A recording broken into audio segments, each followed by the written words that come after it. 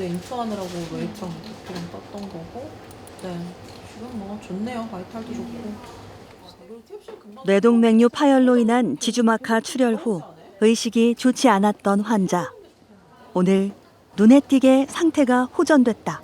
혈관 조영술 검사하러 갈 거예요. 네, 이 해보세요. 다시 이.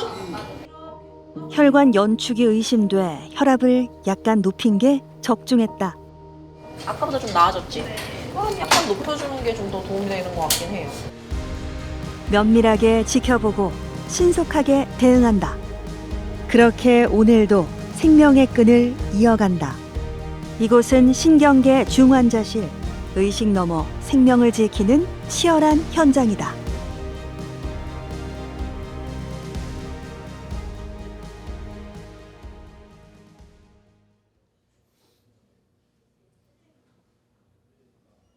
총 12개 병상이 운영되는 서울대학교 병원 신경계 중환자실.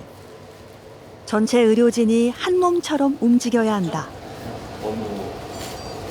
지금 환자분이 한동안 계속 무르면을 보셔가지고 피부가 좀 벗겨져 있어서 그 피부과 협진해가지고 피부과 선생님들이 바르라고 한 연고들을 발라가지고 지금 일단 많이 호전이 된 상태고, 그래서 약물을 지금 계속 발라주고 있는 상태입니다.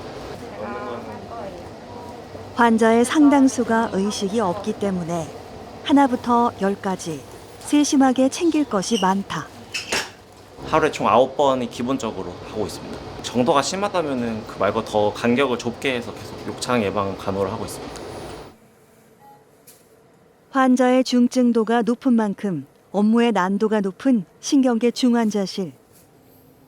어렵지만 그래서 보람도 크다.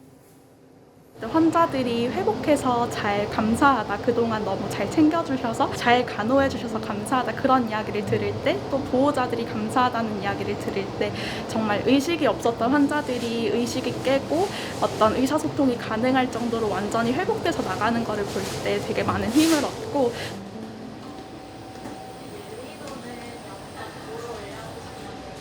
오토레귤레이션이 완전히 다 깨진 건 아닌 브레인으로 봤어요. 38이 더 좋아요. 왜냐면은 배조 컨스트릭션이 있어가지고 스파즘이 있어서 사실 CO2 날리는 게 지금 별로 좋지 않은데 ICP가 너무 높으니까는 힐리돈 0.5로 올리고 심각한 외상성 뇌손상으로 일주일째 코마 상태인 환자. 오늘 보호자와 면담이 있다.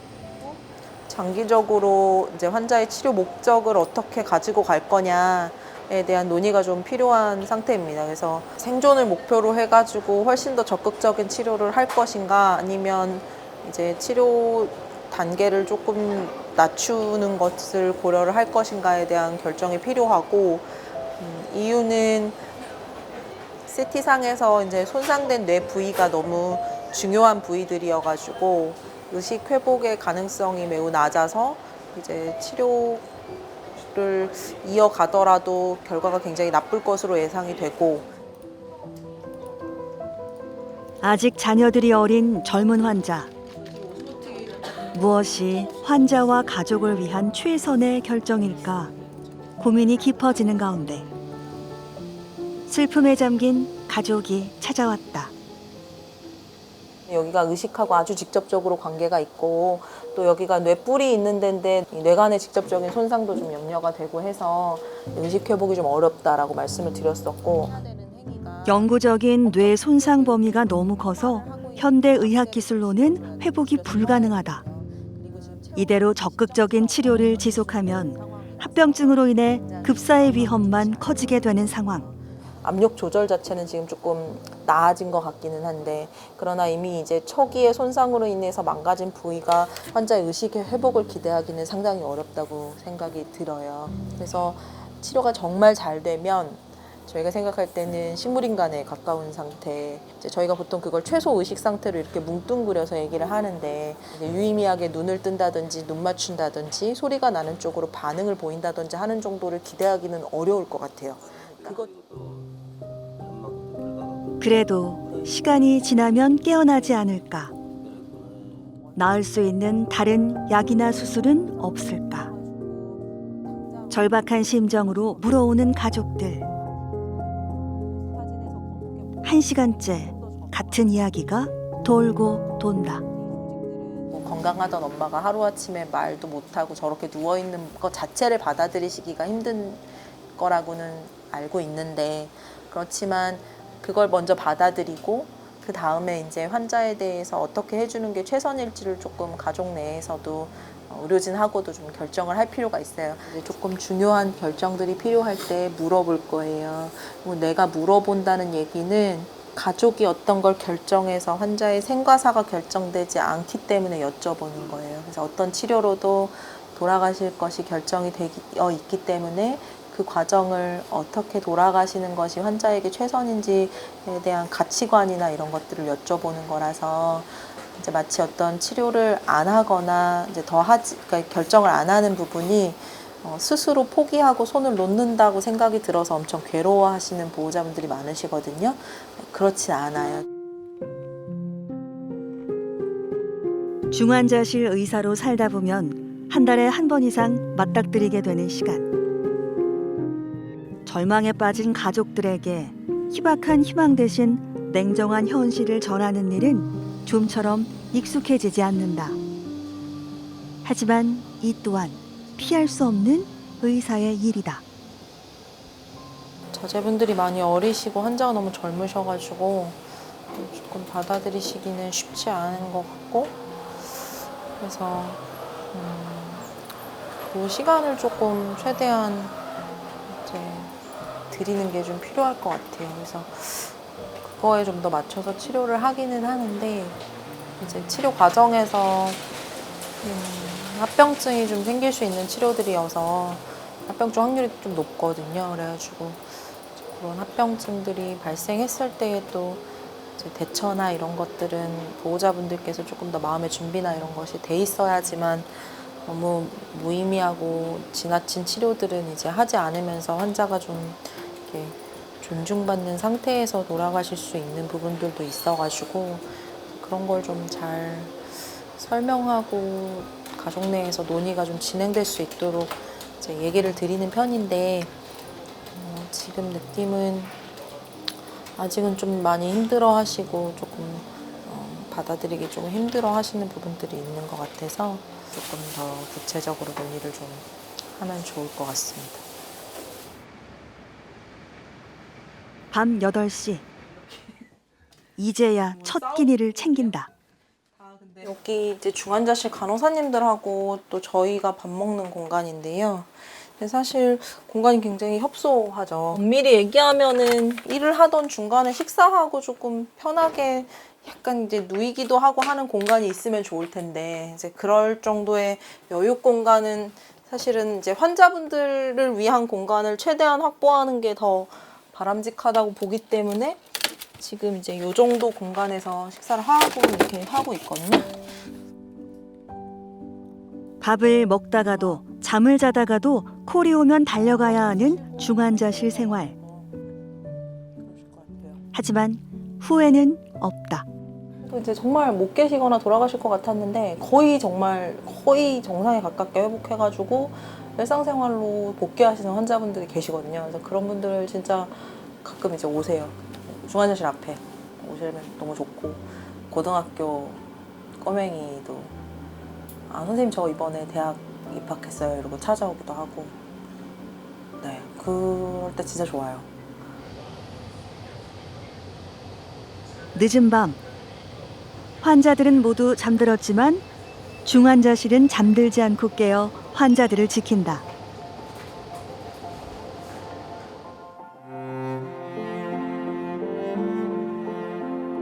다음 날 아침. 어제까지 의식이 없었던 환자가 드디어 의식을 회복했다. 선생님, 눈 떴어. 눈 떴어. 밤새 깨웠어요? 신경계 중환자실 의사에게 가장 반갑고 기쁜 순간이다. 할머니, 그만 자요. 이름이 뭐예요? 맞아요? 맞아. 귀찮아도 해야 되는데 어머니. 아드님 걱정하시잖아. 힘들어요? 기쁜 소식과 함께 중환자실의 새로운 하루가 다시 시작됐다.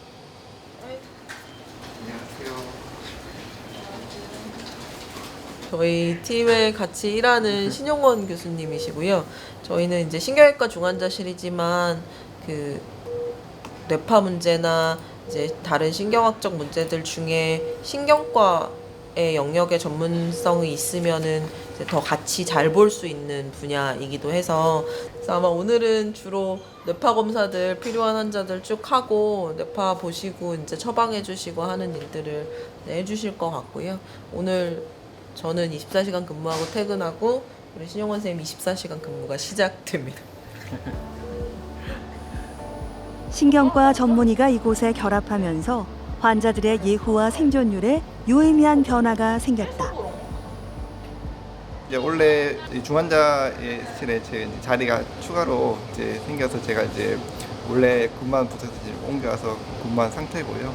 그러면서 원래 제가 이제 와서 실제로 이제 그렇게 약을 더 적극적으로 조절하고 검사를 더 적극적으로 하니까 확실히 환자분들이 발작하는 빈도도 많이 줄어들었고, 그러면서 약 쓰는 이제 약 전체 개수나 용량 이런 것도 많이 줄어들었어요. 오늘도 환자들의 머릿속 문제를 찾아내기 위해 뇌파 검사를 진행한다.